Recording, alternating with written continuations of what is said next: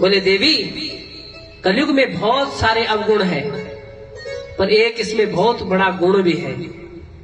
हम बोलते हैं अरे कलयुग आ गया, कलयुग आ गया, कलयुग ने ऐसे कर दिया, कलयुग ने वैसे कर दिया।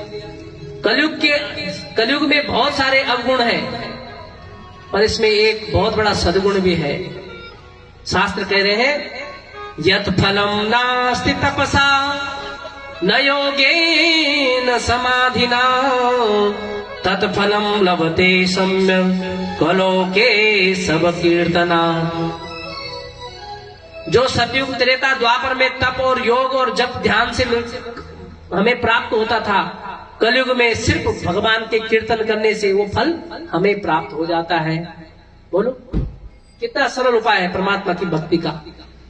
आप भगवान का कीर्तन करो, और कीर्तन में हमारा गड़बड़ हो रखा है, भजन हमारा गड़बड़ हो रखा है, पूजन हमारा गड़बड़ हो रखा है। हम मंदिर में जाते हैं, ओम जय जगदीश हरे, शिवालय में बैठे रहते हैं, तब तक सहेली आ गई और ओम जय जगदीश ऐसे तेरे बहु ठीक है। वो बीच में बहू की कहानी शुरू हो गई, वहां सास की कहानी शुरू हो गई, वहां ससुर की कहानी शुरू हो गई। इतने में करते करते आरती भूल गए, आरती में पता नहीं चला किसकी आरती कर रहे थे, एक दूसरे की आरती उतारने लग जाते। फिर बोलो, आप गौर करना, शिवालय में कभी कोई आरती पूरी कर ही नहीं पाता, क्योंकि हम तो कभी निकट ही रहते ना। जब तक कुछ होना शुरू होगा, भगवान का कोई भजन करना शुरू कर दिया, तब तक तो दोनों माताओं की बातें शुरू हो जाती है। कुछ वहां बातें कर रहे हैं, कुछ बेचारे है ना, पुरुषों को तो मनी कमाने से फुर्सत नहीं, माताओं को थोड़ा बहुत बेचारे घर भी माता ही चलाती है, समझ रहे, पूरा दिन उनका वही खप जाता है। और थोड़ा बहुत समय मिलता तो पार्क में चले जाते हैं, पार्क में फिर वही कहानी शुरू हो जाती है, वो कैसा है, वो कैसा है, पड़ोसी ने ऐसे कर दिया, तेरी सासू तो ऐसे बोलती है, तेरी बहू ऐसी बोलती है। और बाद में जब 3 घंटे खूब एक दूसरे की चुगली निंदा हो गई, तब बोलते रहे छोड़ मरण दे हमें कहा। अरे भाई, तो ये 3 घंटे पहले बोल देते जब ये शुरू हुई थी चर्चा, है ना।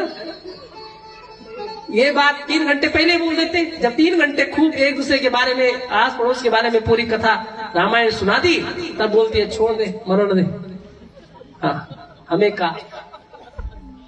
तो बताओ कहाँ है, ना कीर्तन हो पा रहा है, ना सत्संग हो पा रहा है, ना भजन हो रहा है, ना जप हो रहा है।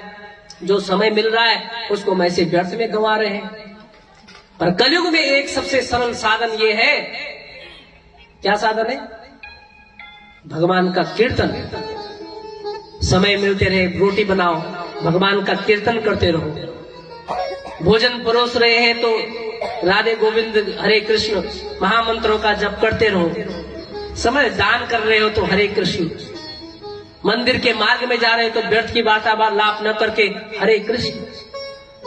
बोलो क्या करना है, कुछ और करने की आवश्यकता है क्या?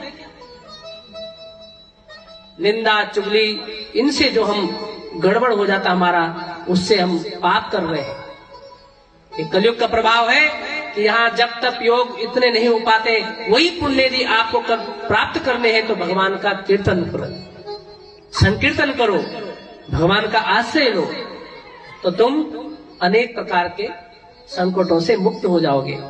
इसलिए देवी, ये कलयुग का प्रभाव है, पर कलयुग में एक बहुत अच्छा उपाय है।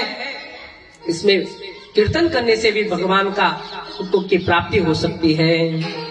जब नारद जी ने इस तरह से भक्ति को समझाना शुरू किया कि तुम्हारे कष्ट जरूर दूर होंगे भक्ति महारानी, तो भक्ति महारानी बड़ी प्रसन्न हुई और नारद जी की स्तुति करती है।